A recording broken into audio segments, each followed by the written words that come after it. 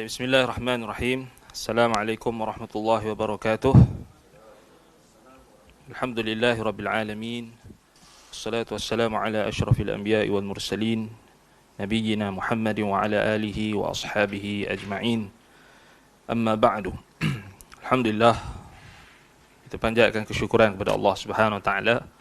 Pada malam ni kita dapat bertemu dalam majlis ilmu, dalam kuliah akidah kita, kuliah Al-Qaulul Mufid ala Kitab Tauhid, karangan Al-Allamah Al-Faqih Syekh Muhammad bin Salih Al-Utsaimin rahimahullahu taala. Baik, yang mana kita akan sambung pada masih lagi dalam bab yang kedua, Fadlu Tauhid wa ma yukaffiru minadz dzunub. Dan dalam buku kita itu pada halaman 82, 82. Iaitulah kita masuk membahaskan ulasan Syekh rahimahullah ta'ala terhadap dalil yang kedua ataupun dalil yang kedua daripada bab ini, iaitulah hadis Nabi SAW, iaitulah hadis Ubadah ibn Samit radhiyallahu ta'ala anhu. Baik, jadi hadis ni kata Syekh di sini, sabda Nabi SAW, man syahida an la ilaha illallah, barang siapa bersaksi bahawa tidak ada ilah yang berhak diibadahi dengan benar kecuali Allah. Man syartiyah, jawabnya Allah akan memasukkannya ke syurga meski apapun amalannya.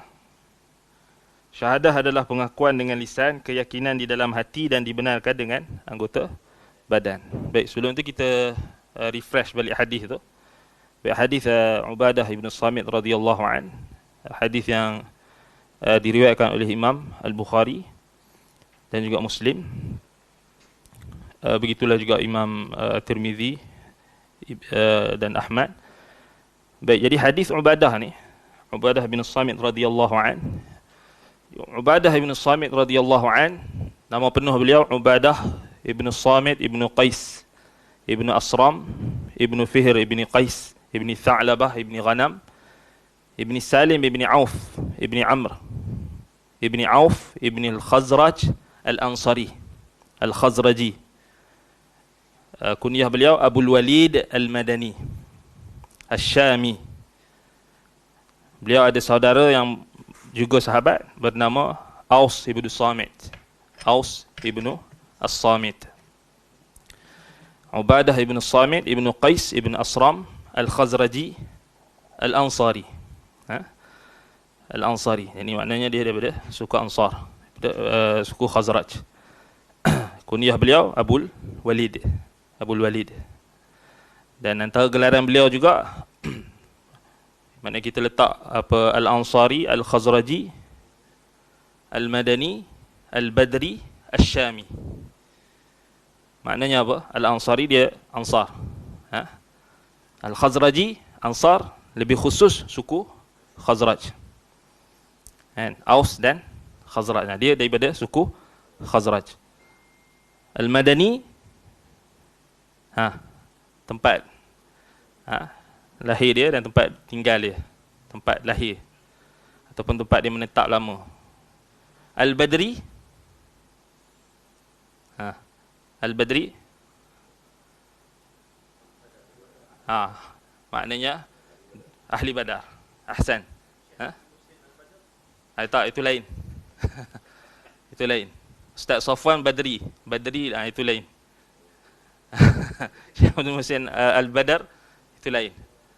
Bukan maksudnya yang menyertai perang Badar. Tapi yang sahabat, kalau kita letak dia, nama dia tu ada Al-Badri, maknanya itu satu fadilah, satu kelebihan, satu keutamaan. Tiada perang yang dinisbahkan melainkan perang Badar saja.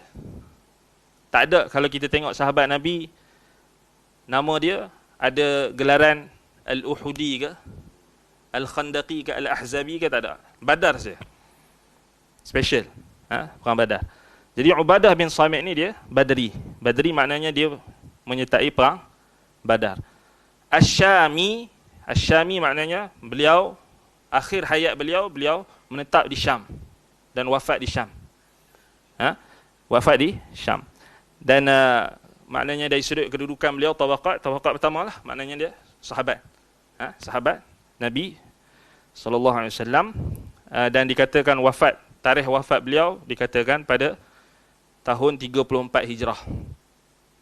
Dan ada juga pendapat yang mengatakan kewafatan beliau itu adalah pada awal permulaan pemerintahan Khalifah Muawiyah ibni Abi Sufyan radhiyallahu an. Dan wafat beliau di Ramlah, Syam.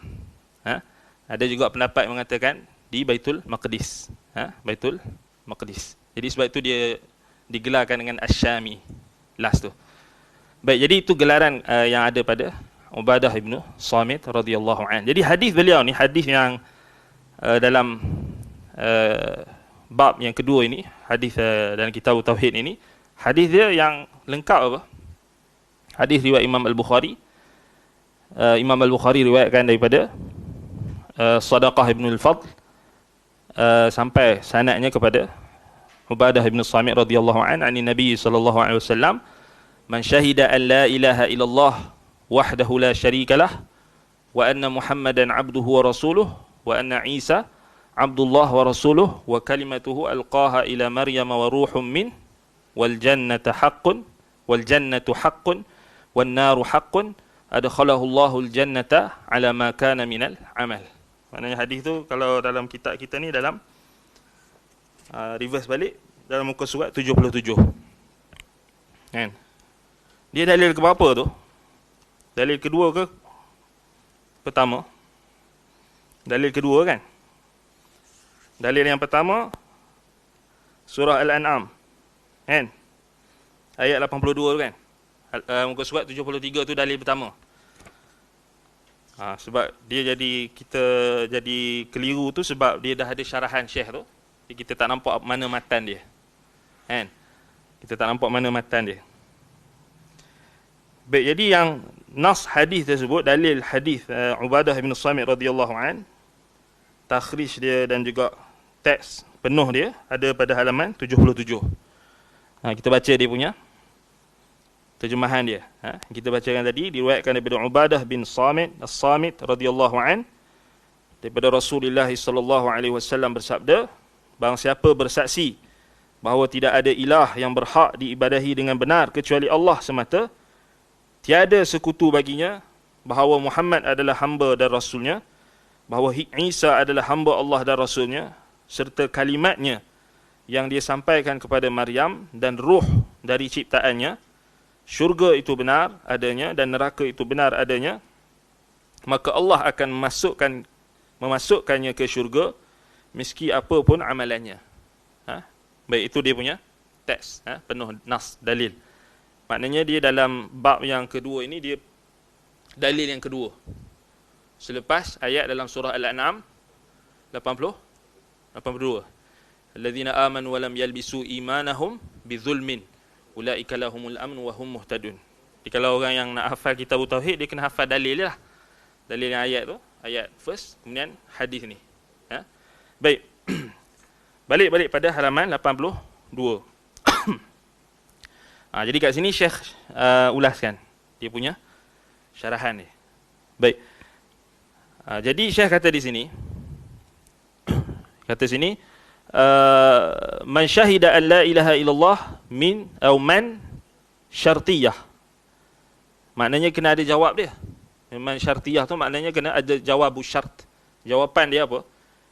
Jawapan dia adalah barang siapa, soalan dia barang siapa, man kan, barang siapa yang bersaksi, man syahida an la ilaha illallah, barang siapa yang bersaksi bahawa tidak ada ilah yang berhak diibadahi dengan benar melainkan Allah, yang ni situ man syartiyah. Wa jawabu syart, yang ni jawapannya apa dia? Adkhalahu Allahul jannata ala ma kana minal amal. Maknanya Allah akan masukkannya ke dalam syurga meski apa pun amalannya. Baik. Syahadah, kata Syekh, wasyahadah hiya li'tiraf bil lisan wal i'tiqadu bil qalbi wa tasdiqu bil jawarih. Syahadah, apa maksud syahadah? Syahadah ni dia ada 3 komponen utama. Jadi bahagikan. Dalam buku kita tu buat pembahagian 3 tu. Maknanya buat garis bahagian 3 nak highlight ke nak apa ke supaya kita nampak. Yang pertama apa? Pengakuan dengan lisan. Al-i'tirafu bil lisan. Yang kedua, al-i'tiqadu bil qalbi. Pengakuan ataupun keyakinan di dalam hati. Yang ketiga, wa tasdiqu bil jawarih. Membenarkan dengan anggota badan. Baik. Cuba kita tengok, teliti 3 komponen ni. Perasan tak ada musyabahah, ada persamaan dengan sesuatu yang mungkin kita dah pernah belajar? Siapa ingat? Ta'rif iman. Betul tak? Al-i'tiqadu bil jinan, al-qawlu bil lisan, wal-amalu bil arkan. Betul tak? Sama tak? Yazidu bi ta'atir rahman wa yanqusu bi ta'ati syaitan. Kan? Iman, ta'rif iman. Apa dia? Al-i'tiqadu bil jinan atau al-i'tiqadu bil qalb. Al-i'tiqadu bil jinan maknanya keyakinan dalam hati. Wal qawlu bil lisan, ini pengakuan dengan lisan. Wal amalu bil arkan, dan amalan dengan anggota badan. Ya, lebih kurang sama. Tetapi kat sini Syekh sebutkan makna syahadah. Makna syahadah tu apa? Balik pada hadis Ubadah bin Samit tadi. Man syahida syahida an la ilaha illallah. Tu. Kita nak faham man syahida. Maknanya dia bukan terbatas pada ucapan semata-mata. Sebab dalam riwayat lain, dalam riwayat yang sangat banyak, kalau kita nak bawakan riwayat hadis tentang kelebihan kalimah tauhid ni, sangat banyak. Contohnya datang lafaz man qala la ilaha illallah dakhala al-jannah. Kan? Man kana akhiru kalamihi la ilaha illallah dakhala al-jannah.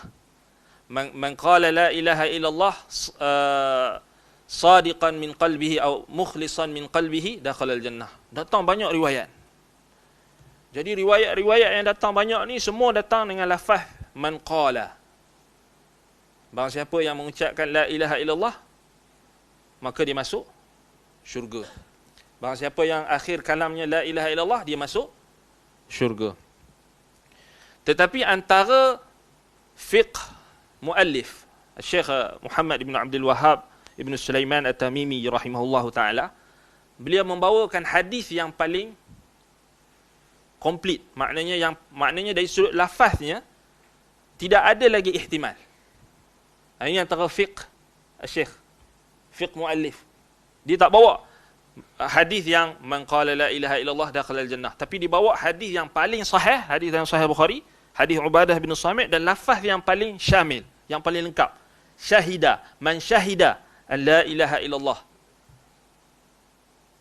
Untuk mengangkat segala waham, untuk mengangkat segala kekeliruan ataupun ihtimal, kemungkinan. Okey, apa isu dia sekarang ni? Baik. Mudah je, ana bagi contoh yang mudah. Golongan ahlul bidah wal ahwa, antaranya adalah golongan murji'ah. Mereka akan menggunakan dalil hanya yang menepati nafsu mereka, hawa mereka.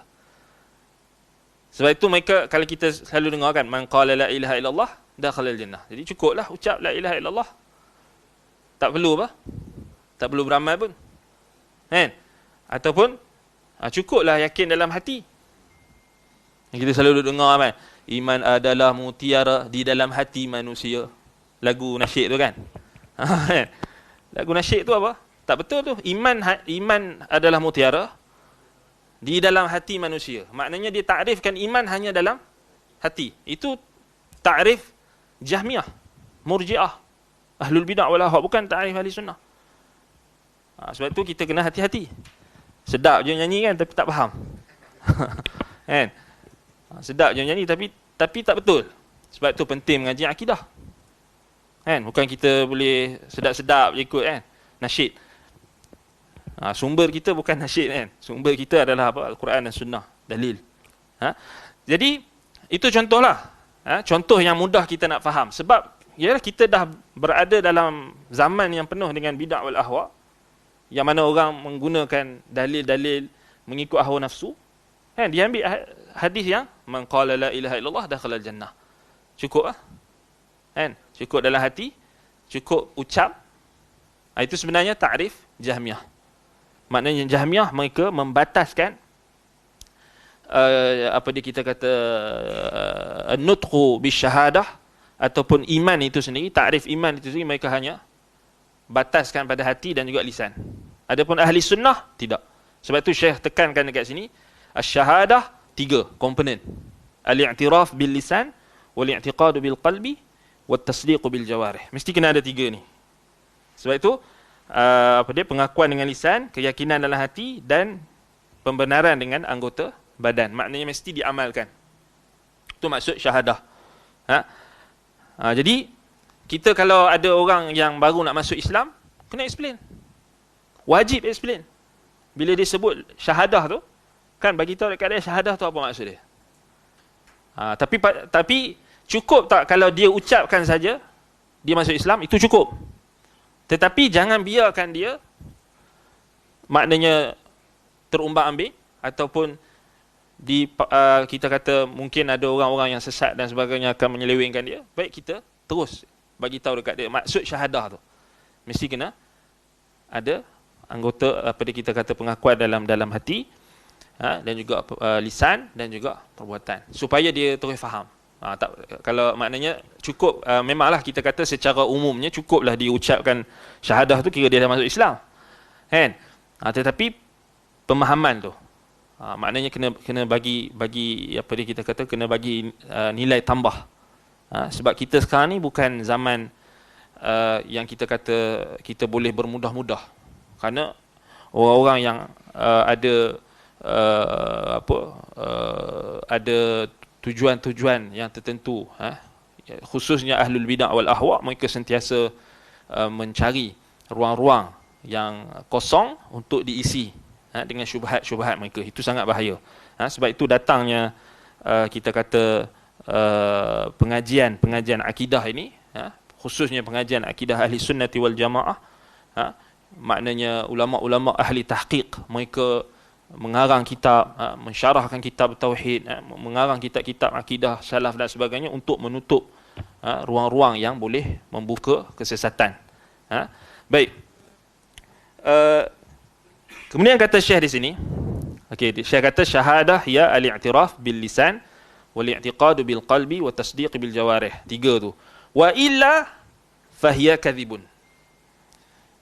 Maknanya kalau tak ada 3 ni, dia adalah dusta. Dalam terjemahan tu tak ada.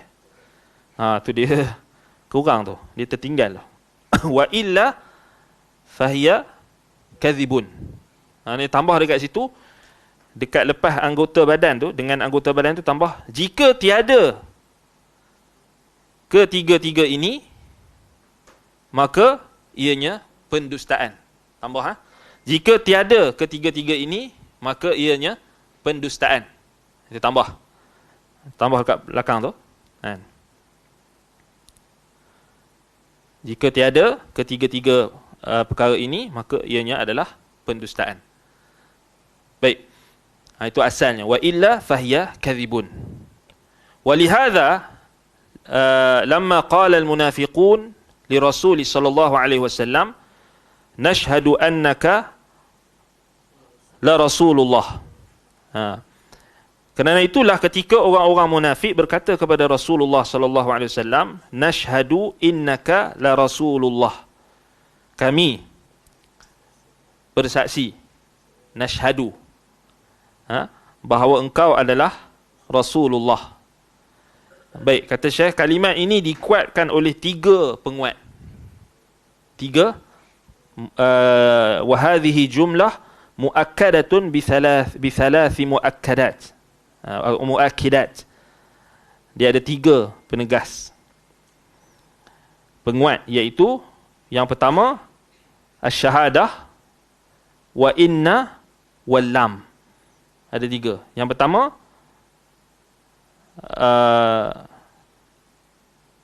Kesaksian tu syahadah. Kesaksian, syahadah. Yang kedua, huruf inna. Inna, sesungguhnya. Dan lam taukid. Lam taukid bermakna benar-benar, sungguh. Nashhadu. Ni perkataan orang munafik ni. Dalam surah Al-Munafiqun yang first kan. Nashhadu innaka la Rasulullah. Okay, dia ada 3 taukid. Menunjukkan mereka betul-betul nak bagi tahu mereka ni kononnya mereka betul-betul mengakui dan menyaksikan Rasulullah itu adalah benar-benar Rasul. Ya, engkau wahai Muhammad benar-benar Rasul, sungguh dan benar Rasulullah. Baik. Lam taukid, ini lam. La Rasulullah. Lam tu dipanggil lam taukid ataupun lam al-muzahlaqah. Yufidu taukid, maknanya membawa kepada penegasan. Baik. Namun Allah Ta'ala mendustakan mereka. Kat sini poin dia. Dia kata sini, kadzabahumullah biqaulih. Kadzabahumullah biqaulih. Tetapi Allah mendustakan penyaksian mereka, pengakuan mereka melalui firman-Nya. Allah kata apa? Wallahu yashhadu innal munafiqina lakadzibun. Yang ni syahadah datang daripada siapa? Tuhan terus. Bukan daripada manusia, bukan daripada makhluk, datang daripada Tuhan. Allah kata apa? Wallahu yashhadu. Yang ni syahadah tu datang daripada Allah, kerana Allah tahu batin mereka. Allah tahu isi hati mereka. Wallahu yashhadu innal munafiqin lakadzibun. Sesungguhnya orang-orang munafik itu benar-benar pendusta. Dan Allah datangkan dengan 3 taukid juga. Yashhadu, syahadah, penyaksian. Inna, sesungguhnya, yakni orang-orang munafik, al-munafiqin, lakadzibun. Lam taukid. Allah balas balik 3 dengan 3 penegasan. Dan lebih kuatlah kerana dia Allah. Baik. Jadi kata Syekh di sini, falam yanfa'hum hadzal iqrar bil lisan.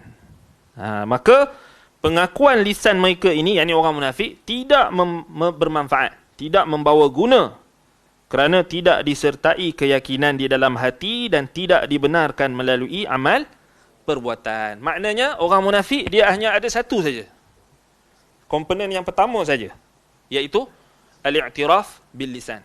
Dia hanya pengakuan dengan lisan. Hati, i'tiqad dengan hati, pembenaran dengan anggota tubuh, anggota amalan, tak ada. Jadi Allah isytiharkan mereka dusta. Nampak? Maknanya penyaksian kalau tidak disertai dengan keyakinan hati dan amalan, maka itu adalah dusta. Baik, jadi kat situ penting.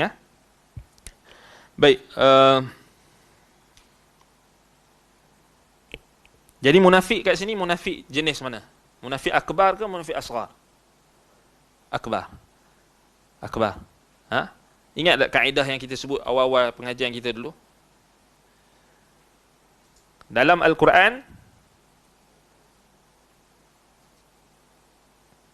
kebanyakan ayat, bahkan boleh katakan semua ayat dalam Al-Quran yang menjelaskan tentang orang munafik, ciri-ciri mereka, tanda-tanda mereka, sifat-sifat mereka, semuanya merujuk kepada munafik nifaqun akbar. Munafik akbar, munafik besar. Itu kaedah. Dalam Al-Quran, boleh dikatakan semua ayat-ayat.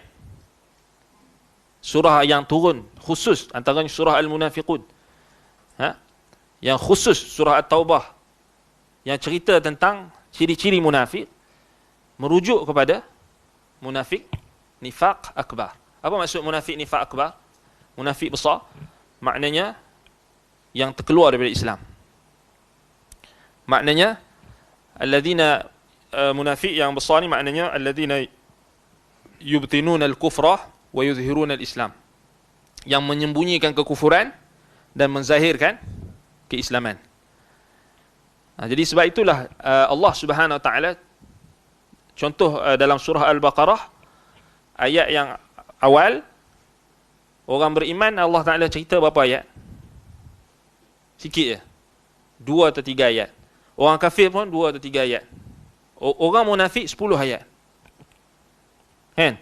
Orang munafik 10 ayat. Kan? Kata para ulama sebab ramai. Sebab ramai. Baik.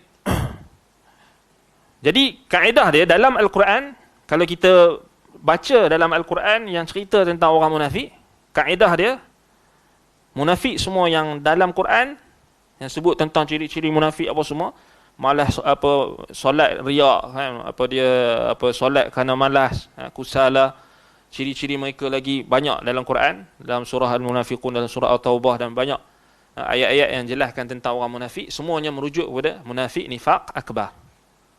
Kan? Dan di dalam hadis pula, di dalam hadis kebanyakan lafaz dalam hadis merujuk kepada nifaq asghar. Contoh macam Nabi sallallahu alaihi wasallam kata ayatul munafiq thalathun. Tanda tanda-tanda munafik tu ada 3. Idza haddatha kadzaba, wa idza akhlafa, wa idza wa'ada akhlafa, wa idza tumina khana, wa idza khasama fajara. Dalam sebahagian lafaz tambahan, dalam sebahagian riwayat lain. Kan, ayat munafik, tanda-tanda orang munafik tu apabila dia berkata dia berdusta. Idza haddatha kadzaba, wa idza wa'ada akhlafa, bila berjanji dia mungkir janji. Wa idza tumina khana, bila diberi amanah dia khianat. Wa idza khasama fajara, bila dia bergaduh dia melampaui batas. Dia melampaui batas. Kan? Itu merujuk kepada munafik nifaq kecil, nifaq asghar. Maknanya dia tak sampai keluar daripada Islam. Boleh tak ada pada orang beriman ciri-ciri itu? Boleh ada. Tetapi bila ada ciri-ciri itu, tidaklah melazimkan dia untuk menjadi seorang munafik yang khalis. Mungkin dia ada ciri-ciri munafik, mungkin kan? Mungkin dia bukanlah dia nak, kita kata nak menyalahi janji sangat, tapi kerana kelemahan dia, contoh. Tetapi kalau dah memang menyalahi janji daripada awal sampai habis, tak ada langsung ya, dia tepati, itu ciri-ciri munafik lah. Sebab dalam riwayat lain disebutkan ciri-ciri munafik yang khalis. Kan? Tetapi still kita kata dalam hadis-hadis Nabi SAW, kebiasaannya memang merujuk kepada nifaq yang kecil. Tapi nifaq yang akbar banyak Al-Quran sentuh. Apa dia punya munasabah dia? Sebab kerana nifaq akbar dia melibatkan batin, melibatkan dalaman. Jadi siapakah yang berhak untuk membongkar batin orang-orang munafik ni, kejahatan orang munafik? Tentulah Allah, Tuhan yang mencipta mereka dan mengetahui segala yang zahir dan batin. Kan? Ada pun munafik asghar, nifaq asghar, maknanya Nabi SAW nak bagi tahu, Nabi SAW sendiri bukanlah mengetahui semua isi hati orang. Kan?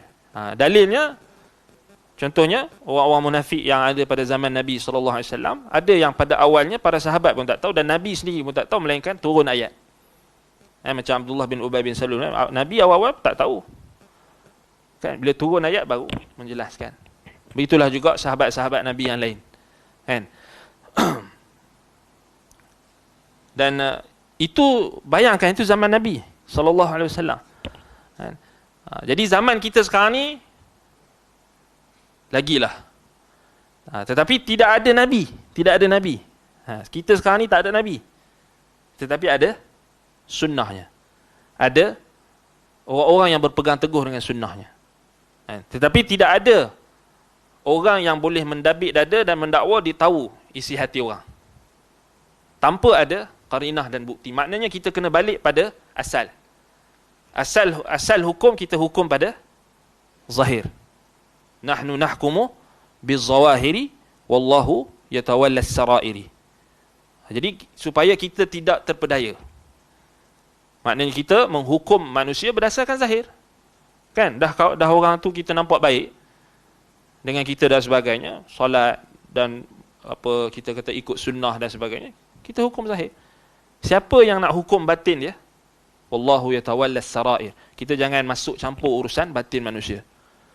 Kan? Jadi itu kita kena faham. Sebab berlaku kekeliruan ataupun berlaku salah faham sebahagian orang, maknanya dia seakan-akan macam nak meletakkan ada manusia yang mengetahui batin manusia. Tak boleh. Tak boleh. Sebab itu kita kembali kepada asal. Kembali kepada asal. Kan? Wallahul musta'an. Sahabat Nabi yang tahu tentang nama-nama orang munafik pun bukan semua. Kan, Huzaifah bin Al-Yaman radhiyallahu an. Kan, Umar datang jumpa Huzaifah, tanya, ada tak nama aku dalam list? Kan, Umar pun takut. Jadi kita hari ni tak bolehlah kita menyangka ada mana-mana individu, mana-mana tokoh, mana-mana orang yang boleh mengetahui isi hati orang. Tidak. Sebab itu kita kena faham. Dan kenapa ada apa kita lihat bila ada penyelewengan dan sebagainya, kadang-kadang mungkinlah kita tahu, kita nampak orang tu buat benda tak betul dan sebagainya, tetapi ada orang lain yang dia tak nampak. Jadi kita tak boleh ilzamkan orang lain apa yang mereka tak nampak. Faham? Mungkinlah kita tahu kan, orang ni dia buat macam ni, tapi ada orang yang belum nampak, belum zahir pada dia. Boleh tak kita ilzamkan apa yang kita nampak pada orang yang tak nampak lagi? Tak boleh, melainkan ada bukti. Melainkan ada bukti, ada qarinah. Kan? Yang ni yang tak difahami oleh sebahagian orang yang dia melampau dalam menghukum orang. Kan? Belum apa lagi dia dah apa? Tuhmah agama orang. Belum apa lagi tak nampak lagi tanda-tanda ataupun tak nampak, dia terus segera tergesa-gesa. Yang ni tak bagus. Tak bagus. Kan? Sebab itu kita perlu maknanya kena jelaskan. Maknanya kena jelaskan kita biarlah kita pertama asal bagi seorang muslim kita bersangka baik. Bukan bersangka buruk. Asal bagi seorang muslim kita bersangka baik dulu. Tetapi yang kita bimbang bila datang golongan yang pelampau ni, dia asal bagi seseorang sangka buruk. Ini bahaya. Sampai last sekali semua sangka buruk. Ini tak baik. Dia akan membuka ruang-ruang syaitan, membuka kita kata tipu daya syaitan untuk menyesatkan seseorang. Sebab itu sebab kita lihat hari ini bila dalam isu berkenaan dengan menghukum seseorang, individu, akidah dia, manhajnya, pembawaan dia dan sebagainya, biarlah kita jangan tergesa-gesa. Jangan tergesa-gesa. Maknanya kalau sebagai seorang muslim, maknanya kita letakkan dulu asas-asas, usul yang kita pegang. Asal bagi seorang muslim bara'atu zimmah. Asal bagi seorang muslim dia seorang yang kita kata dia seorang yang bebas daripada sebarang apa bentuk tuduhan ataupun tuhmahan dan sebagainya, kecuali telah didatangkan bukti. Sebab itu kita risau bila bila kita lihat penuntut-penuntut ilmu ini mereka bertindak dengan tanpa ilmu, membuat tuduhan, tuhmahan tanpa bukti, kan, dan hanya bercakap di belakang sahaja tanpa diberitahu kepada orang yang lebih alim, orang yang lebih berilmu dan orang yang boleh mengeluarkan istimbat dan istikhraj, yang boleh mengeluarkan pendapat. Sebab itu apa-apa isu jangan tergesa-gesa. Serahkan kepada guru-guru kita, serah. Maknanya nak tanya tentang sesuatu perkara dan sebagainya, maknanya kalau ada perkara lebih-lebih lagi yang melibatkan fitan, melibatkan fitnah, melibatkan perbezaan pendapat dan sebagainya, kita tahan diri dulu. Biar kita kata serahkan kepada orang yang lebih tahu. Fas'alu ahla dzikri in kuntum la ta'lamun. Wa syawirhum fil amr. Wa amruhum syura bainahum. Maknanya kita istisyar, minta pendapat. Apa-apa saja. Kalau kita rasa macam belajar akidah ni, kita ada confuse. Katakanlah, masuk dalam bab ni nanti, bab itu nanti, kita ada confuse, kita ada kekeliruan. Jangan kita biarkan kekeliruan kita itu terus keliru, terus bertambah lagi, terus rabut lagi. Kita tahan, kita tak mau tanya. kemudian kita buat keputusan sendiri. Ini bahaya. Ini bahaya. Maknanya kita, bila kita dah belajar dengan guru kita tu, maknanya kita kena jadikan guru kita tu sebagai orang yang kita tanya pendapat dia. Tak ada masalah.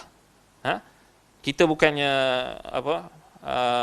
tok guru yang kalau murid tanya marah. Kan? Tanya je kan? Tanya. Tak ada masalah. Tanya. Kalau kita tak tahu pun kita cakap kita tak tahu. Kita berhenti dulu, tak apa, tak ada masalah. Kita minta taufik daripada Allah, kita doa hidayah, petunjuk dan sebagainya, kita minta kita buat kajian dan sebagainya, tak ada masalah. Kita berhenti dulu. Beza dengan kalau kita tergesa-gesa. Susah.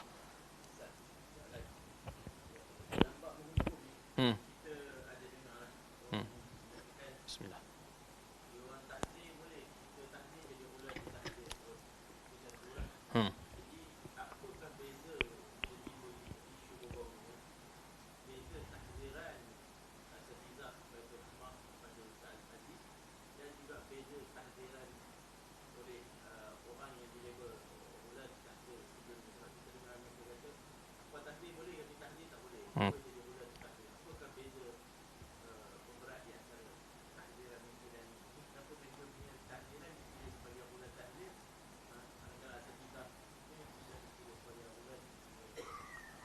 Ahsan. Barakallahu fikum. Baik, soalan yang bagus. Baik, jadi soalan dia, apa yang membezakan antara dua bentuk tahzir? Apa maksud tahzir? Maknanya memberi amaran, memberi peringatan. Itu asal tahzir. Tahzir ni bukanlah perkara yang kita kata, asalnya dia bukanlah benda yang negatif. Tahzir ni wasilah. Tahzir ni wasilah. Allah kata falyahdharil ladzina yukhalifu an amrihi wa yuhadzirukumullahu nafsah. Dan banyak lagi. Yakni wasilah yang digunakan untuk memberi amaran. Mubasyirin wa munzirin. Nabi SAW sendiri diutuskan sebagai pemberi amaran, pemberi ingatan. Baik, jadi itu kita kena faham dulu. Tahzir ni bukanlah kita katakan dia benda yang 100% salah. Cuma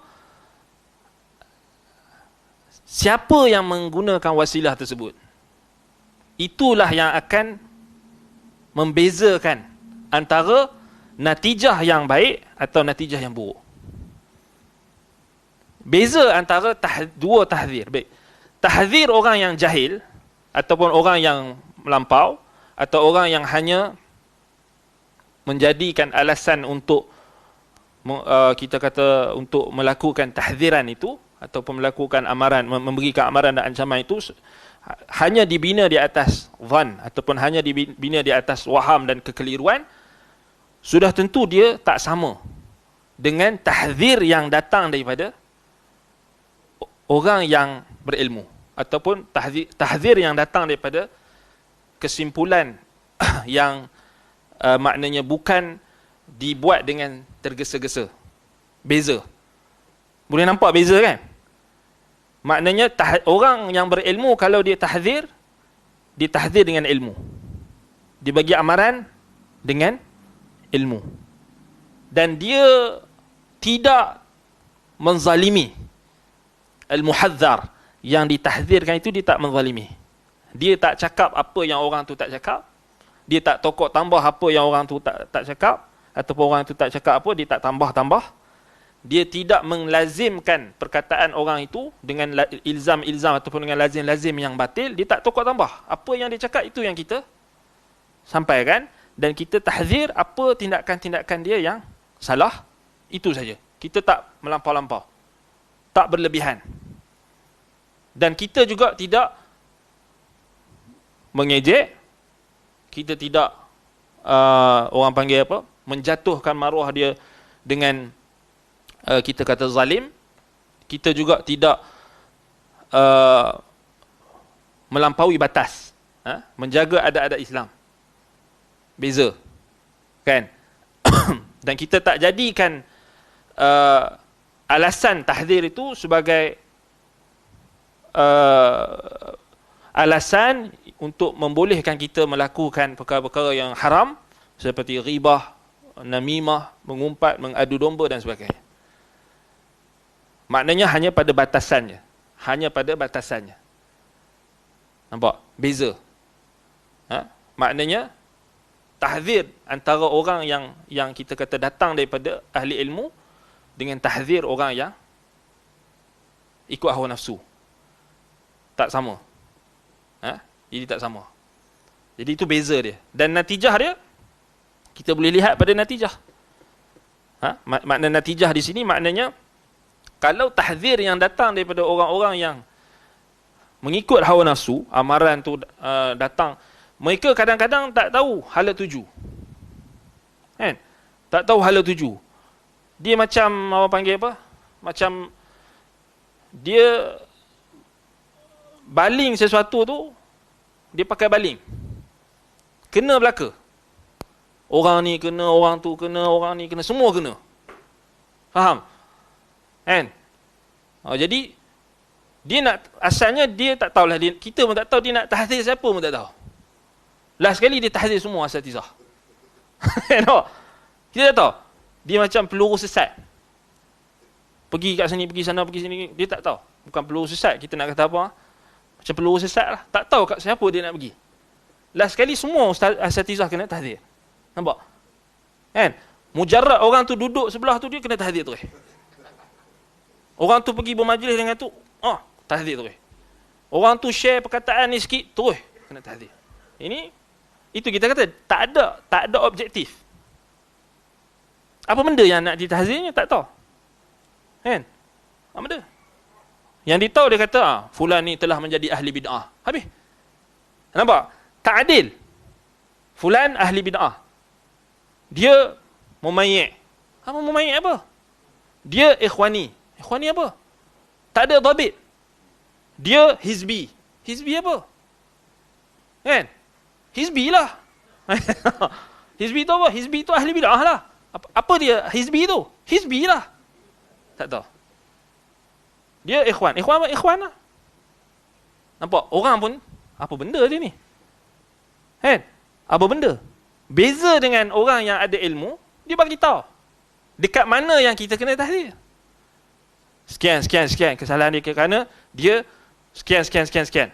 Kerana dia telah membawa syubhat. Contohnya dalam isu berkenaan dengan tamadzhub, bermazhab, yang boleh membuka ruang-ruang taksub mazhab, yang boleh membuka ruang-ruang mengabaikan dalil, yang boleh membuka ruang-ruang sekian. Detail. Walaupun tak datang dengan penjelasan yang terperinci, tapi orang tahulah isu apa. Tak adalah orang tenganga apa benda. Dan bukanlah tahzir tu tak semestinya kita mengeluarkan seseorang daripada sunnah. Kan? Tahzir tak semestinya kita mengeluarkan orang yang kita tahzir itu daripada wilayah sunnah. Ini kita kena faham. Tetapi golongan yang tak ada ilmu, golongan yang tak ada disiplin dan jahil ini, yang kita kata melampau ini, dia keluarkan orang suka hati je daripada sunnah. Sebab dia sendiri tak tahu apa maksud mengeluarkan orang daripada sunnah tu. Dia tak tahu apa. Bahkan lebih dahsyat lagi, dia tak tahu apa implikasi hukum dia kepada orang. Macam ada puak-puak ni, dia tuduh asatizah kita menghalalkan riba. Dia tuduh asatizah kita menghalalkan riba. Dia faham tak apa maksud tuduhan, tuhmahan kepada orang Muslim, seorang Muslim menghalalkan riba? Apa maksud dia? Dia tak faham. Maksudnya takfir. Tapi dia mudah keluar. Ustaz ni dia kata menghalalkan riba. Wih, mudah sangat. Sebab apa? Sebab dia jahil. Dia tak tahu apa implikasi tuduhan dia tu. Berbeza dengan orang alim. Orang alim dia tahu. Dia nak kata fulan tu ahli bid'ah pun berat. Dia nak kata fulan dan alan tu keluar daripada sunnah pun berat. Nampak? Sebab dia ada warak, dia ada khasyah, dia ada takutkan Allah. Sebab dia amanah. Tapi orang yang jahil ni bukan tahu apa. Kan? Ada orang tuduh asatizah kita menghalalkan riba. Dia tak tahu. Dia seronok je. Cakap kat orang ni, cakap kat orang tu. Ustaz tu halalkan riba. Dia tak faham apa maksud halalkan riba tu. Maknanya dia kafirkan ustaz tu. Tapi dia tak pernah rasa bersalah. Yang penting, seronok. Puas hati aku. Kan? Jangan ikut dia. Pasal dia, suka hati dia. Itu menunjukkan dia jahil. Sebab itu tahzir ni, kalau kita kena faham, maknanya, sebab itu hikmah bila berlaku peristiwa yang baru-baru ini, kita dapat belajar macam mana cara aplikasi tahzir tu. Dengan benar, dengan adil, dengan hikmah. Kan? Dan melegakan semua pihak. Kan? Melegakan semua pihak. Dan bukan bermaksud bila kita tahzir tu, maknanya kita terus keluarkan orang yang kita tahzir tu keluar daripada Islam ke, atau keluar daripada sunnah ke, ataupun keluar daripada apa, tak? Ya.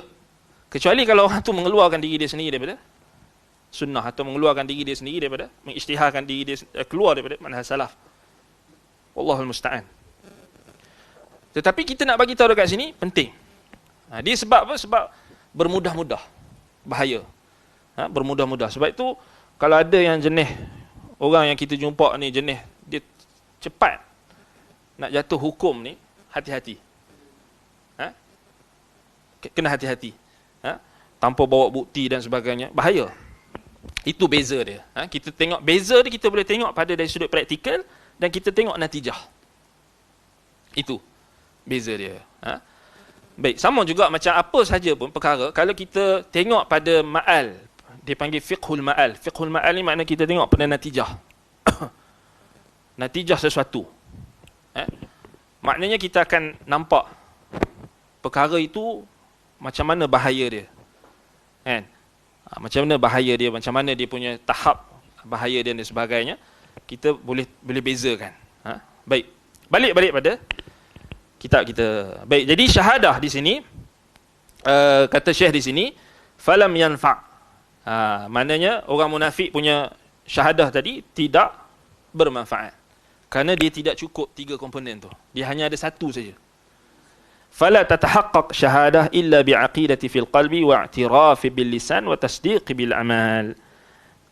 Kata Syekh, maknanya pengakuan lisan mereka ini tidak membawa guna, tidak bermanfaat kerana tidak disertai keyakinan dalam hati dan tidak dibenarkan melalui amalan perbuatan. Mereka hanya ada satu saja, mereka hanya ucapkan di lisan. Baik. Wa qawluhu sallallahu alaihi wasallam, sabda Nabi sallallahu alaihi wasallam, la ilaha illallah. Maknanya tidak ada sembahan yang patut diibadahi dengan benar kecuali Allah. La ma'buda ala wajhin yustahaqqu an yu'bada illallah. Sama je kan yang sebelum ni kita dah sebut kan. La ma'buda bihaqqin illallah. La ma'buda bihaqqin illallah. La ma'buda haqq illallah. Ataupun la ma'buda ala wajhin yustahaqqu an yu'bad illallah. Syekh pelbagaikan apa ni penggunaan lafaz. Tak ada masalah, sama je. Maknanya kalau kita tengok dalam terjemahan tu tak ada bezalah.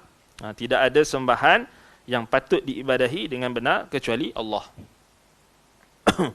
Kata Syekh lagi sini, wa hadhihi al-asnam allati tu'badu la tustahaqqu al-ibadah li'annahu laysa fiha min khasa'isil uluhiyati syai'. Maknanya patung-patung yang disembah, berhala-berhala yang disembah itu tidaklah pantas untuk diibadahi kerana sama sekali tidak memiliki ciri-ciri khusus ketuhanan. Khasa'is al-uluhiyah. Tiada ciri-ciri ketuhanan. Sebab apa penting kita kena tekankan khasa'is uluhiyah ni? Ciri-ciri ketuhanan ni. Sebab apa? Mesti kita kena jelaskan. Bila kita sebut tentang khasa'is uluhiyah, maknanya untuk kita membezakan antara dakwaan golongan yang mendakwa kononnya bila kita isbatkan nama-nama ataupun sifat-sifat Allah ni, kita menyamakan Allah dengan makhluk. Jadi bila kita isbatkan khasa'is uluhiyah, maknanya khususiyah Tuhan, keistimewaan yang ada hanya pada Tuhan, yang milik Tuhan, sudah tentulah dia akan mengeluarkan daripada tumahan ataupun tuduhan ataupun dakwaan golongan-golongan yang akan mendakwa kalau kita isbatkan sifat, kita isbatkan nama-nama Allah ataupun kita isbatkan nama-nama yang mungkin ada persamaan dengan makhluk dari sudut lafaz dan sebagainya, melazimkan tashbih. melazimkan persamaan. Jadi itu sebab kenapa kalau kita tengok Syekh ulama-ulama akidah, mereka sangat tekankan tentang khasais ilahiyah, khasais. Sebenarnya ulama salaf memang dah takrir perkara ni. Contohnya macam Imam Ibn Khuzaimah rahimahullah dalam kitab Tauhid. Kan? Kitab Tauhid. Beliau bawakan ayat-ayat yang ada persamaan antara Tuhan dengan makhluk, kan? Contohnya macam Nabi Isa alaihi salam. Nabi Isa alaihi salam meniupkan roh kepada jasad ataupun kita kata patung burung yang dia buat. Kan? Jadi dia meniupkan roh, menghidupkan. Kan? Ada tak persamaan dengan dari sudut Allah Subhanahu Wa Taala juga menghidupkan? Ada persamaan, tetapi yang membezakan antara kedua persamaan tadi adalah apa? Khasais ilahiyah. Khasais uluhiyah. Penting. Penting kalau kita mengaji akidah, ini sangat penting. Kalau kita buka kitab Tauhid Imam Ibn Khuzaimah. Imam Ibn Khuzaimah dia rad dengan bawa dalil. Bawa dalil, bawa ayat Quran, bawa hadis. Dia bawa ayat Quran hadis dia, suruh kita tadabbur. Itu rad dia, bantahan. Kan? Imam Ad-Darimi dalam Ar-Raddu 'ala al-Jahmiyah wa Zanadiqah, beliau pun bawa dalil dan beliau bawa istinbat. Beliau bawa dalalah aqliyah, yakni logik yang ada dalam Quran dan Sunnah. Sama juga macam Syekhul Islam Ibn Taymiyah rahimahullah. Manhaj dia sama dengan Imam Ad-Darimi, Imam Ibn Khuzaimah. Jadi maknanya penting kita kena isbatkan khasais uluhiyah tu. Maknanya Allah Ta'ala dia ada keistimewaan dia. Makna khasais tu maknanya perbezaan dia dengan makhluk lah. Kan? Perbezaan. Jadi sebab itu kalau kita bincang tentang Asma'ullahil Husna, simple je kita nak faham kan. Macam contoh, isbatkan tangan Allah tak samalah dengan makhluk, sebab tangan Allah itu dinisbahkan kepada Allah. Sudah tentu dia ada khasais uluhiyah, keistimewaan, yakni sifat Tuhan yang khusus yang tidak ada pada makhluk. Itu very simple kita nak faham. Kenapa ulama-ulama akidah mereka tekankan istilah khasais uluhiyah. Jadi sama juga macam Syekh sebut di sini, al-asnam allati tu'badu la tustahaqqu al-ibadah li'annahu laysa fiha min khasaisil uluhiyah syai'. Jadi berhala-berhala yang disembah itu tidaklah pantas untuk diibadahi kerana sama sekali tidak memiliki ciri-ciri khusus ketuhanan. Kan? Contoh yang mudah nak faham, dia boleh ke dengar permintaan kita? Tak boleh dengar. Kan? Tak boleh dengar. Dia boleh ke nak selamatkan diri dia sendiri? Tak boleh. Kan? Tak boleh. Itu contoh. Qauluhu wahdahu la syarikalah. Wahdah lil itsbat. Baik, sabda Nabi SAW, wahdahu la syarikalah. Wahdah adalah penguat, penetap, untuk menetapkan ibadah hanya untuk Allah. La syarikalah adalah penguat untuk meniadakan dalam segala hal yang menjadi kekhususan Allah seperti rububiyah dan uluhiyah, juga nama-nama dan sifat-sifatnya. Jadi bila Nabi SAW sebut man syahida an la ilaha illallah wahdahu la syarikalah, wahdahu la syarikalah tu ada isbat dan juga ada nafi. Wahdah isbat, la ilaha illallah. Kalau kita kalimah tauhid tu la nafi, illa isbat, la ilaha illallah. Tapi kat sini terbalik, Nabi terbalikkan. Nabi isbat dulu baru nafi. Kan? Man syahida an la ilaha illallah wahdahu la syarikalah. Wahdah isbat. Maknanya kita terjemah apa? Hanya satu-satunya dia yang berhak disembah. Wahdah. Dan bila kita sebut asyhadu an la ilaha illallah wahdah, maknanya isbat. La syarikalah maknanya nafi. Kita menafikan, kata Syekh di sini, la syarikalah lin nafyi fi kulli ma yakhtassu bihi min ar-rububiyyati wal uluhiyyati wal asma'i was sifat. Untuk menafikan segala apa yang menjadi khusus bagi Allah berupa sifat rububiyah, uluhiyah dan asma' wa sifat. Yakni khususiyah maknanya yang menjadi keistimewaan Allah sahaja, yang ada rububiyah, uluhiyah, asma' wa sifat. Rububiyah yang kita bincangkan sebelum ni lah. Siapa tak ingat kena murajaah. Kena murajaah. Rububiyah yakni berkait dengan penciptaan, al-khalq wa tadbir, pentadbiran, memberi rezeki, dan apa yang melibatkan apa dia kita kata sifat rububiyah bagi Allah. Maknanya khususiyah, maknanya keistimewaan yang ada pada Allah SWT. Rububiyah. Uluhiyah maknanya hak peribadatan, ibadah yang hanya pada Allah Subhanahu Wa Taala. Asma wa sifat, nama-nama Allah dan sifat-sifat yang khusus bagi Allah, yang tidak berkongsi, yang maha sempurna, yang tidak ada, kita kata tiada bandingannya. Walillahil mathalul a'la. Bagi Allah itu, kata Ibnu Abbas, wasful a'la, sifat yang tertinggi. Hal ta'lamu lahu samiyya. Lam yalid wa lam yulad wa lam yakul lahu kufuwan ahad. Baik. Walihadza kana an-nabiy sallallahu alaihi wasallam. Jadi nafi tadi tu, nafi apa? Kita nak menafikan segala yang ada pada Allah itu tidak ada pada makhluk.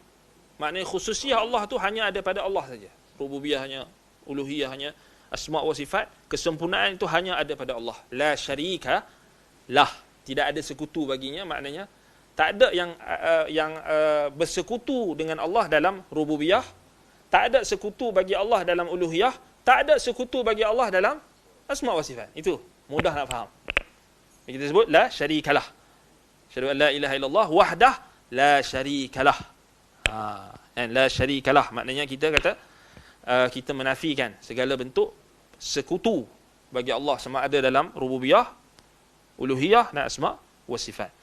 ولهذا كان النبي صلى الله عليه وسلم وغيره من المؤمنين يلجؤون إلى الله تعالى عند الشدائد. فقد جاء أعرابي إلى النبي صلى الله عليه وسلم وعنده أصحابه وقد علق سيفه على شجرة فاخترته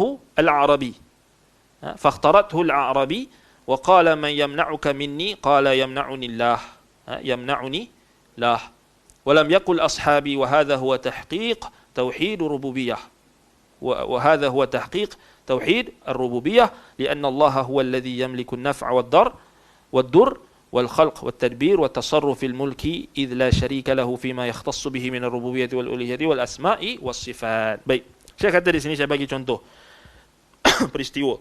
Kerana itulah Nabi SAW dan orang-orang mukmin berlindung kepada Allah dalam segala kesusahan dan kesulitan. Syadaid. Suatu ketika datanglah seorang Arab Badui kepada Nabi SAW yang tengah duduk bersama para sahabat. Beliau menggantungkan pedang beliau di sebuah pohon, lalu si Badui mengambil dan menghunusnya. Lalu berkata, yakni dihunus kat Nabi. Lalu dia kata, siapa yang akan melindungimu dariku? Dia kata kat Nabi. Man yamna'uka, siapa yang akan lindung kamu? Maka Nabi SAW menjawab, Allahu yamna'uni. Ataupun yamna'unillah. Yamna'ni Allah. Allah yang akan melindungiku. Beliau tidak mengatakan ashabi. Nabi tak kata sahabat-sahabatku yang akan melindungi aku. Walhas memang sahabat Nabi ramai ketika itu. Tapi Nabi cakap Allah. Allah. Beliau tidak mengatakan sahabat-sahabatku yang melindungiku. Inilah tahqiq, realisasi tauhid rububiyah. Kerana Allah lah yang berkuasa mendatangkan manfaat, mara bahaya, menciptakan, mengatur segala urusan dalam kekuasaannya. Kerana tiada sekutu baginya dalam kekhususannya seperti rububiyah, uluhiyah, nama-nama dan sifat-sifatnya. Nampak? Baik. Jadi beza orang sekarang kan. Siapa yang lindung kamu? Pokok. Macam itulah maksud dia. Pokok. Maknanya dalam syadaid, wali. Dalam kesusahan, siapa? Wali, kami ada wali. Kami ada pokok. Yang nak minta kat pokok itulah. Jadi sebab itulah kalau kita perasan, kita tengok bila berlakunya kesusahan, kemudaratan, macam contoh waktu pandemik dulu kan, kenapa ada asatizah kita yang tegur bila keluar kenyataan kita jaga kita tu. Memanglah bukan secara mutlak kita nak kata salah istilah tu. Kan? Sebab itu dia tengok, kita tengok macam ada dua pendapat kan. Kata, pertama yang kata tak ada masalah. Kan? Yang kedua, kita dengar asatizah yang daripada bidang akidah. Sudut pandang mereka lain. Kena faham. Orang yang dalam bidang akidah ni, sudut pandang dia sebenarnya lain. Lain tu maknanya, mungkinlah kadang-kadang orang yang bukan bidang akidah ni dia tak nampak. Nampak? Sama macam isu mazhab baru ni, tamadhub. Orang yang bidang fiqah, dia tak nampak. Apa bahaya dia? Apa masalahnya tamadhub? Apa masalahnya kalau kita kata kita ikut mazhab Syafi'i, apa masalah? Memang tak ada masalah. Tetapi orang dalam bidang akidah dia nampak. Yang apa yang tak dinampak, apa yang tak mampu dicapai oleh orang yang dalam bidang syariah, fiqah. Apa salahnya dia kata taklid mazhab, apa salahnya? Tapi orang yang memperjuangkan akidah, orang yang bidang akidah, dia nampak. Dan apa yang dia paling nampak? Dia nampak tamadhub dalam erti kata mengambil pendapat mutaakhirin sehingga berlawanan dengan pendapat mutaqaddimin ataupun berlawanan pendapat-pendapat yang jelas dalilnya, hujahnya, itu sebenarnya dapat mencacatkan tajridut tauhid, yakni tajridul mutaba'ah. Dari sudut asyhadu anna Muhammadar Rasulullah, mutaba'ah. Dia dapat mencacatkan ittiba'. Tapi tak berlaku lagi, Ustaz. Memang tak berlaku lagi, sebab tu kita kena tutup. Dan sebab itu ulama-ulama mazhab Syafi'i sendiri, dalam ulama-ulama yang apa kita kata yang salafi, mereka sebut ciri-ciri mazahir taksub mazhab ni. Kan? Tetapi mereka hanya sebut ciri-ciri. Tetapi sampai pada a'immatud da'wah, yakni ulama-ulama akidah, mereka dapat rungkaikan apa puncanya. Taksub mazhab ni apa puncanya? Kerana kurangnya mutaba'ah. Nilai ittiba' tu, nilai mutaba'ah tu berkurangan. Sebab kalau nilai ittiba' tu kuat, dia takkan takwil lagi hadis. Dia takkan sanggup untuk bagi lagi, orang dah bagi hadis Nabi, dalil Nabi, hadis, Quran dan hadis yang sahih, dia takkan sanggup untuk cakap berkata fulan dan alan, berkata ulama ini, kata ulama. Betul tak? Ulama akidah, imam-imam dakwah, a'immatud dakwah, kan? Mereka bahas. Sebab itulah dalam kitab Usulus Sittah, kemudian dalam Masailul Jahiliyah, ada bincangkan tentang antara perkara yang menjadi adat kebiasaan jahiliyah, antaranya adalah tamjidul aba', ta'zim al-ulama wal masyayikh wal madhahib, ta'zim al-ajdad wal aba', mengagungkan nenek moyang, mengagungkan tradisi, mengagungkan mazhab, mengagungkan ulama lebih daripada Quran dan Sunnah. Itu mungkin orang-orang yang bidang fiqah, dia terlepas pandang. Jadi dia sepatutnya kena berterima kasih. Terlepas pandang. Betul. Kan? Sebab ulama akidah, mereka punya view tu daqiq, dalam. Dan sebenarnya ini ialah fiqh salaf. Kalau tengok macam mana Umar bin Al-Khattab radhiyallahu an, ketika ada orang yang mula pergi dekat syajarah, dekat pokok yang para sahabat bai'atul ridwan, perjanjian Hudaibiyah, bai'atul ridwan. Kan Umar nampak orang dah mula pergi kat situ. Pokok tu, pergi berpusu-pusu dekat pokok nak ambil berkat ataupun nak solat dekat bawah tu. Umar buat apa? Potong terus. Tak cakap banyak. Nampak? Umar tak bagi alasan buat kenangan-kenangan, kan? Macam tu. Apa salahnya? Kan peringatan, memori, silam apa benda ke apa, tak ada. Teori tak, praktikal tu. Sebab itu bila muncul bibit-bibit taksub, kita tak boleh cerita teori. Tahu teori? Teori kita cerita ciri-ciri taksub yang diungkapkan oleh ulama sekian. 1, sekian. 2, 3, 3, 4. Dia tak boleh. Ulama-ulama yang mahir dalam berhadapan dengan isu-isu yang memerlukan basirah yang tajam dan sebagainya. Contoh macam bila kita nukilkan perkataan Sultanul Ulama Al-Imam Izzuddin Abdus Salam rahimahullah, dia cerita mazahir, dia cerita ciri-ciri. Bahkan itu uslub Quran. Dalam Quran Allah Ta'ala tak cerita ta'rif, Allah cerita ciri-ciri. Orang munafik, tanda-tanda dia macam ni. Nampak? Tanda-tandanya macam ni. Tanda-tandanya macam ni. Mazahir ni ciri-ciri. Sebab tu macam isu baru-baru ni, bila kita dah nampak mazahir ta'sub tu, kita tak perlu pening-pening nak tengok ta'rif. Apa ta'rif ta'sub? Tak. Ta'rif je, kita tengok ta'rif. Tetapi kita nak tengok apa dia punya mazahir. Ciri-ciri ni maknanya yang dah kita nampak berlaku. Antaranya dah mula mempelekeh orang yang tak mengaji mazhab. Betul tak? Itu ciri-ciri.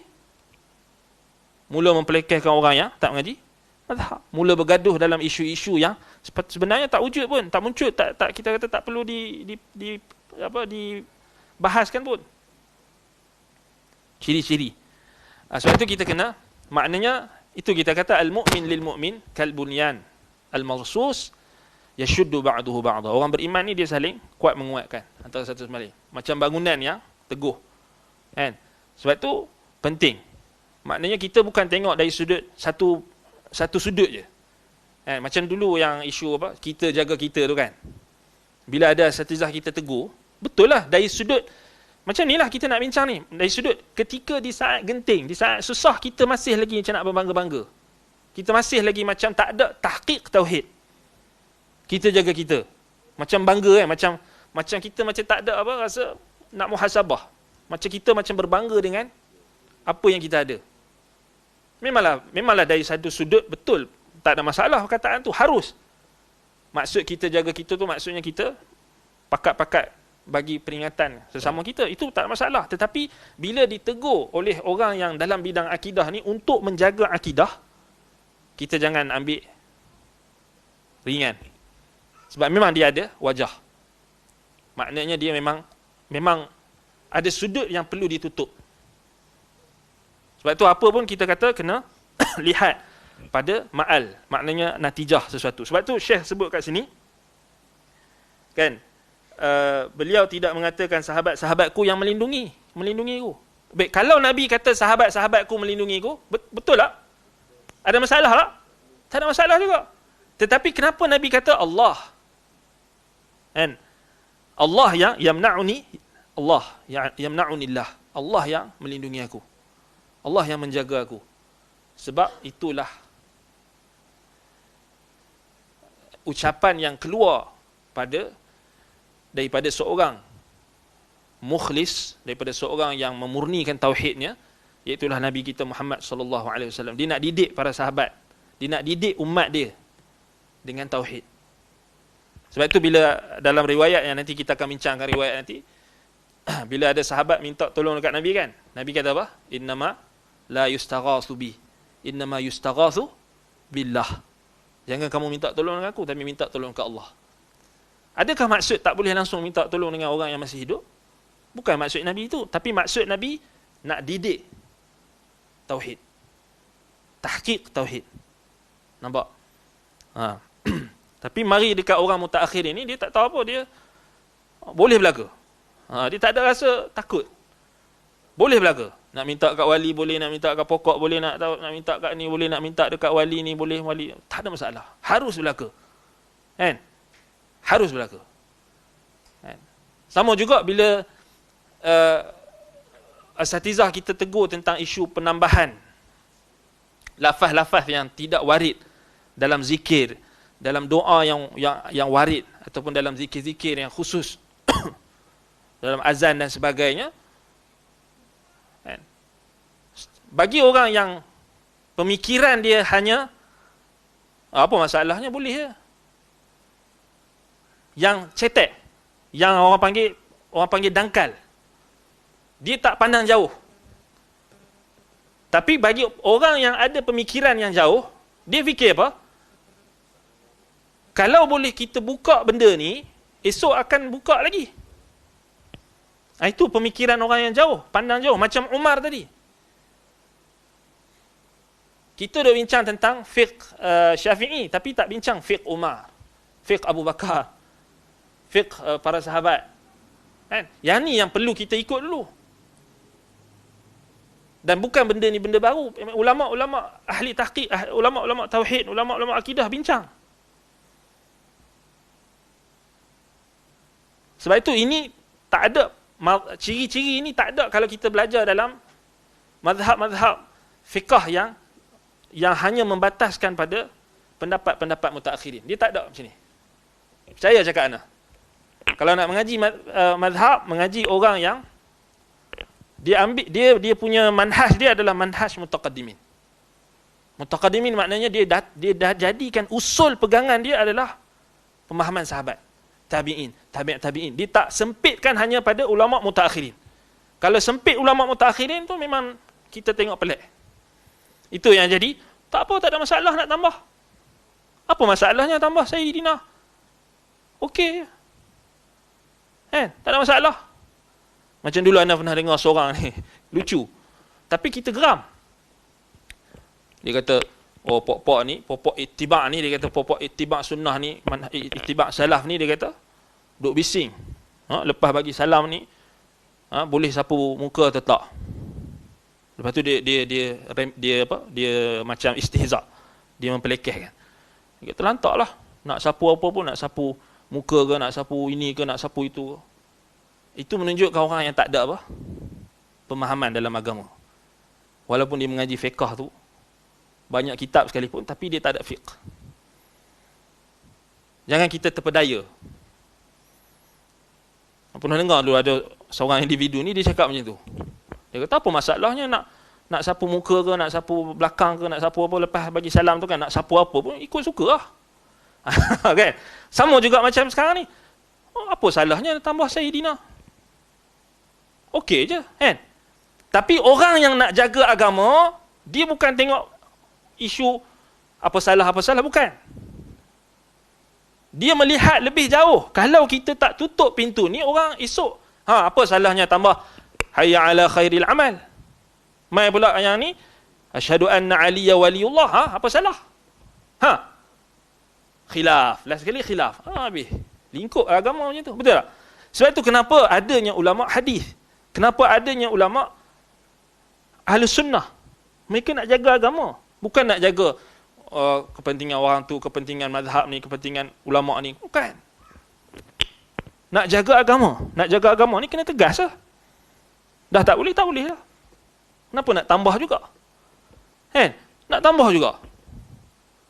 Jadi dibimbangi nanti akan, kalau kita bagi tambah satu, tambah lagi dua, esok tambah 3, 4, 5, 6, last sekali. Tapi agama ni jadi tokok tambah orang. Itu ada kaedah saddud dzari'ah. Menutup pintu-pintu kerosakan. Sama juga macam isu tamadhub.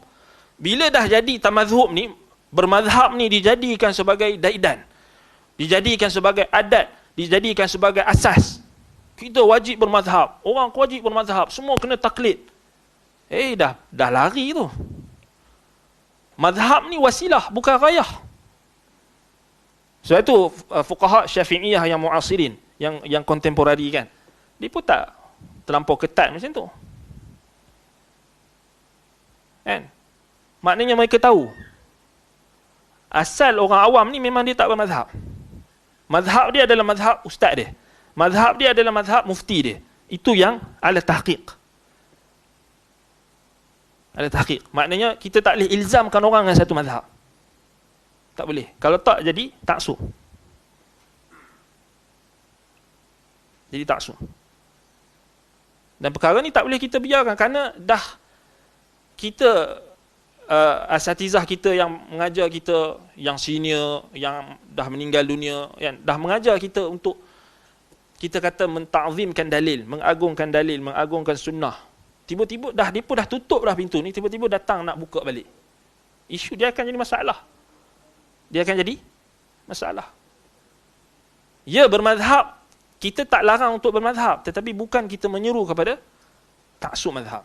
ataupun menyeru kepada kita kata menyempitkan. Bermazhab itu hanya kita ambil pendapat-pendapat golongan mutaakhirin. Itu bahaya.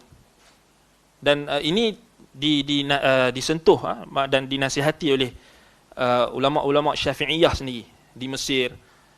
Antaranya Syekh Ahmad Al-Jauhari Al-Azhari Al-Syafi'i. Dia sebut, dia tegur orang-orang yang nak bermazhab ni, tetapi mereka hanya jadikan mutaakhirin itu sebagai asas. Mereka tak lihat dah yang asal dan apa sebenar tujuan bermazhab ni. Kita suruh belajar mazhab tu pasal kita nak suruh ajar macam mana cara, tengok macam mana fuqaha istinbat hukum, macam mana cara mereka bahas, itu saja. Tapi bukan kita jadikan itu syiar. Kan maksudnya wajib mazhab. Last sekali balik pada taklid. Last sekali balik pada taklid. Taklid ni dia lawan terus dengan ittiba'. Dia lawan, dia tak boleh. Sebab itu kata Al-Imam Abu Ja'far At-Tahawi rahimahullahu ta'ala. Dan kalam Imam At-Tahawi ni memang tersebar luas pada zaman dia dan menjadi syiar bagi ahli sunnah untuk membatalkan orang yang taklid. Imam At-Tahawi pernah datang seorang lelaki, jumpa Imam At-Tahawi, nak bahas tentang satu isu. Kemudian bila Imam At-Tahawi bawa dalil, lelaki tadi dia berkata Abu Hanifah. Kemudian dia kata kat Imam At-Tahawi, bukankah kamu ikut Abu Hanifah? Sebab Imam At-Tahawi kan asal mazhab Syafi'i, kemudian jadi mazhab Hanafi. Kan? Pasal dia merajuk dengan pak menakan dia, Al-Muzani. Imam Al-Muzani tu pak menakan dia, Al-Muzani. Ini Syarh Sunnah Al-Muzani. Nasiru madhabi kata, maknanya murid utama Imam Syafi'i, Al-Muzani, Imam Al-Muzani. At-Tahawi, Abu Ja'far At-Tahawi, yang kita mengaji akidah Tahawiyah dengan Ustaz Abu Mubarak. At-Tahawi. Kan? Dia asalnya mazhab Syafi'i. Tapi bila dia belajar dengan Al-Muzani dalam satu masalah, Al-Muzani ni belim dia. Al-Muzani ni maki dia. Pasal dia tak faham satu isu. Kan? Bila dia kena marah dengan Al-Muzani, dia merajuk. Dan dia tinggal ke mazhab Syafi'i. Dan dia bertukar jadi mazhab Hanafi. Tapi bila dia sampai kat Mesir, bila dia ada kat Mesir, dia bertemu dengan orang yang bermazhab. Orang yang bermazhab tu pelik. Bila Imam At-Tahawi tak ikut pendapat imam dia, yang ni Abu Hanifah. Jadi dia pun berhujah. Orang yang berdebat dengan At-Tahawi ni berhujah. Dia kata, bukankah kau ikut Abu Hanifah? Kemudian Imam Abu Ja'far At-Tahawi kata apa? La yuqallidu syakhsan illa asabiyyun aw ghabiyyun.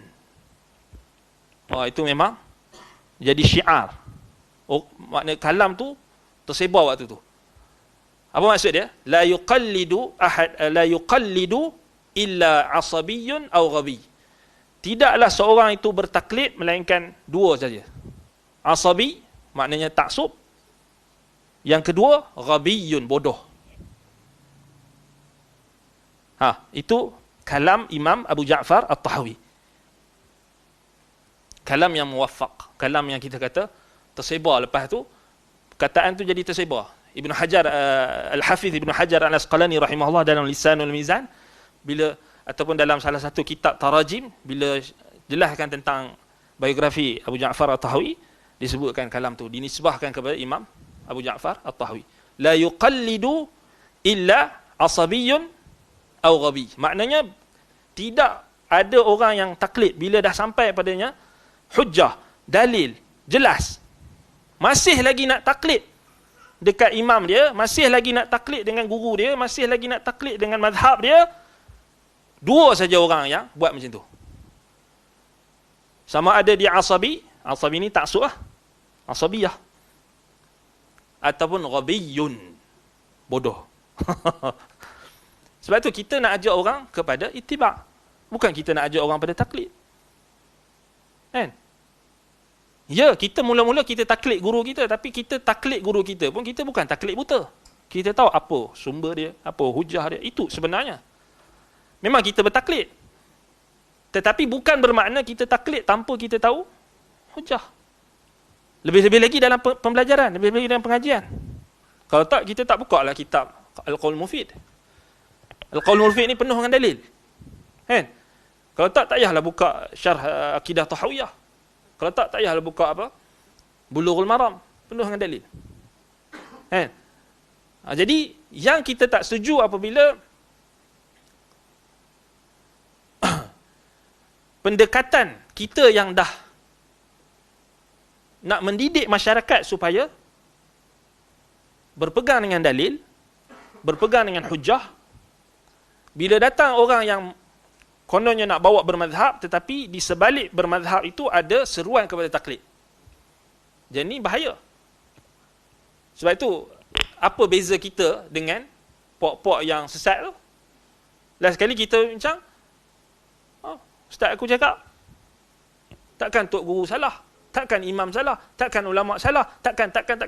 Habis, macam Ustaz Adli sebut tu. Habis, last sekali habis, lingkup. Jadi tak payah kita mengaji. Last sekali kita kena ikut saja. Taklid saja. Sebab dia guru kita. Tidak. Imam-imam 4 mazhab melarang bertaklidkan kepada mereka. Dan bahkan ijma'. Kan? Jadi kita bila dah mengaji, kita mengaji ya. Kenalah tahu dalil kan? Kena tahu dalil. Kena tahu sumber. Dalam keadaan yang mungkinlah, dalam keadaan-keadaan tertentu, mungkinlah kita taklid tu memang kita tak tahu dalil. Kadang-kadang kita sibuk ke apa ke, ada emergency ke, kita pun telefon ustaz kita, nak tanya boleh atau tak, kan? Takkan kita nak tanya dalil tu tengah emergency. Memanglah ada certain keadaan yang kita tak perlu pun tanya dalil kan? Sebab kita dah fiqah dekat dia, kita dah percaya. Cukuplah kan?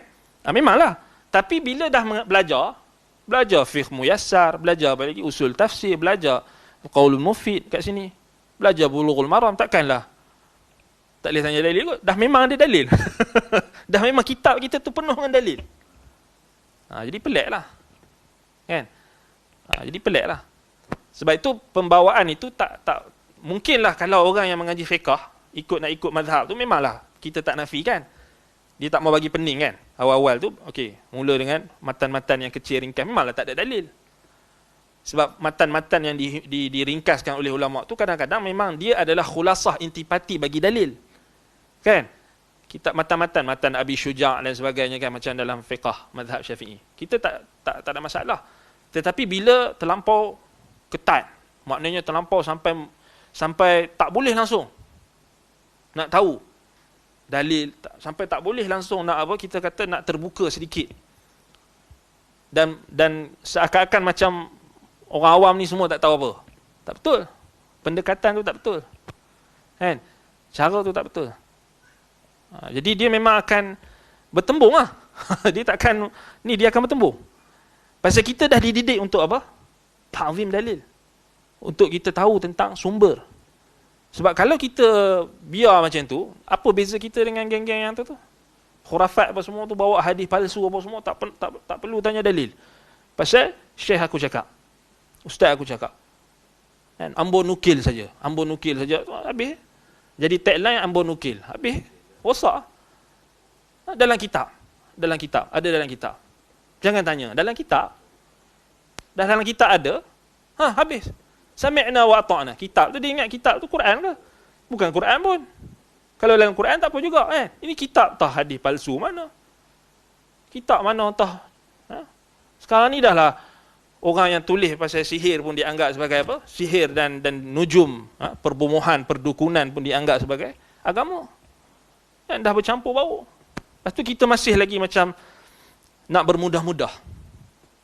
Tak mendidik masyarakat dengan kembali kepada hujjah, kembali kepada dalil. Sedangkan ini adalah apa? Asas dakwah para nabi dan rasul, mengajak kepada hujjah. Sebaliknya, orang yang menentang dakwah nabi dan rasul, mereka mengajak kepada taklid buta. Tu ingat perkataan Abu Ja'far At-Tahawi tu. La yuqallidu illa asabi aw ghabi. Tak taklid melainkan orang yang taksub dengan orang yang bodoh. Betul lah tu. Kan? Pasal orang dah bawa dalil, dia kata, mazhab cakap macam ni. Kan? Ini dalil Quran hadis ni. Quran dengan hadis macam ni. Mazhab kata macam ni. Dua je. Taksub, bodoh. Ikut perkataan Imam Abu Ja'far At-Tahawi. Dan ulama telah berijma', sepakat, al-muqallid la yu'addu min ahli al-ilm. Orang yang taklid, dia bukan ahli ilmu. Bukan ahli ilmu. Jadi kalau bukan ahli ilmu, tak layaklah untuk kita ambil ilmu daripada orang yang muqallid. Sebab dia hanya muqallid. Muqallid namanya hanya ikut. Ikut tanpa mengetahui hujjah. Dah kitab kata macam tu, kitab mazhab kata macam tu, tu taklid lah. Tak berani nak lawan. Walaupun bercanggah dengan dalil. Itu bukan manhaj ahli sunnah. Itu bukan manhaj salaf. Bertentangan sama sekali. Sebab itu kita tak boleh diam. Kan? Kita kena tegur. Wallahul musta'an. Pasal dia meruntuhkan establishment kita. Asas yang kita dah bina. Guru-guru kita dah bina. Tempat-tempat pengajian sunnah ni khusus. Memang kita nak didik orang untuk berpaut pada dalil. Berpaut pada kebenaran. Bukan berpaut pada individu, berpaut pada tokoh, berpaut pada mazhab tertentu, menyempitkan. Tak. Kalau tak, memang kita memang dia memang runtuhkan tu establishment. Asas yang dah dibina oleh guru-guru kita, pendakwah-pendakwah sunnah yang sama ada yang masih hidup atau yang meninggal dunia. Yang mungkin kita pun tak kenal dia orang dulu-dulu berjuang. Lawan benda ni, lawan taklid buta ni. Tiba-tiba ada orang nak masuk balik taklid buta ni, sikit demi sedikit. Sebab tu kena tutup. Bukan kita tak bagi mengaji mazhab. Silakan. Tapi bila dah ada mazahir, ada ciri-ciri taksub ni, kena tambih, kena tutup. Sebab tu nasihat orang yang nak mengaji mazhab Syafi'i, dia kena cari guru yang pertama salafi. Itu asasi. Kalau tak, dia akan celaru. Nak mengaji mazhab Syafi'i, pastikan guru kita tu akidah dia betul-betul pure. Manhaj pun manhajnya salafi. Kalau cari yang jenis pelik-pelik ni, habis. Dia akan rosak. Itu yang jadi, berkata fulan dan alan dalam kitab ini boleh bertabaruk dekat kubur. Apa dalil dia? Dalam muktamad mazhab ada, dia kata. Kitab muktamad mazhab dia kata ada. Habis rosak. Siang dia mengaji kitab tauhid. Atau malam dia mengaji kitab tauhid. Kan? Ustaz dia ajar kitab tauhid, ajar tentang tak boleh tabaruk dekat kubur, larangan binaan kubur. Pom bagi. Malam dia mengaji fiqh, ustaz dia kata boleh tabaruk. Pening tak? Lingkup lah. Sebab tu kita tak boleh duduk diam. Kita kena tegur ni kemungkaran. Lingkup, habis. Malam kita mengaji kitab tauhid, esok pagi jumpa ustaz. Ustaz kata, boleh tabaruk ni pasal dalam mazhab ada. Habis. Jenuh nak jawab. Kan? Kesianlah kat ustaz-ustaz kita. Kan? Dia orang nak kena jawab lah syubhat. Kan? Keraguan ni datang balik. Jadi macam mana cara dia? Tutup tu. Itu sebenarnya cerita dia. Sebab memanglah benda tu orang tak nampak. Kan? Tapi benda tu akan membawa kepada situ. Kita bukan kata tak boleh mengaji mazhab, tapi akan bawa. Kan? Asatizah kita dah bimbang dah tengok macam ni. Sampai tahap ni. Sampai nak pertahankan mazhab tu, intisar mazhab tu lebih daripada dalil. Datang dalil dah jelas. Dia nak betul mazhab juga. Itu memang ciri-ciri taksub. Kan? Asabiyun wa ghabiyun, kata Imam At-Tahawi. Taksub dan bodoh. Nak cakap apa lagi? Memang itu. Wallahul musta'an. Jadi kita kena maknanya bersyukurlah kalau kita maknanya kita jumpa jalan yang belajar, cara manhaj belajar dengan benar. Manhaj salaf, maknanya kita mengutamakan dalil. Kan? Mengutamakan Al-Quran dan hadis. Kita kena bersyukur. Kan? Ini nikmat. Nikmat. Sebab tu bila ada sesuatu yang boleh mengganggu gugat perkara ini, manhaj ini, kita tak boleh diam. Dia dah melampaui batas. Dah melampaui batas.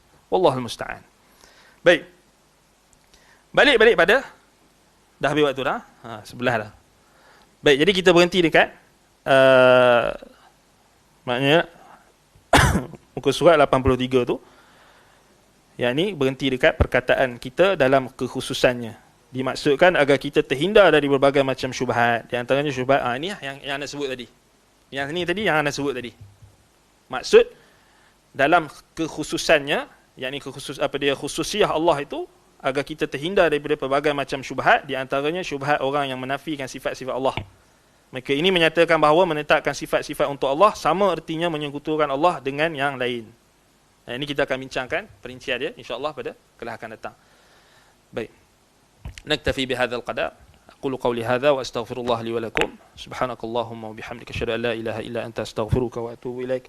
Wassallallahu ala Muhammadin wa ala alihi wa sahbihi wa baraka wa sallam. Alhamdulillahirabbil alamin. Wassalamu alaikum warahmatullahi wabarakatuh.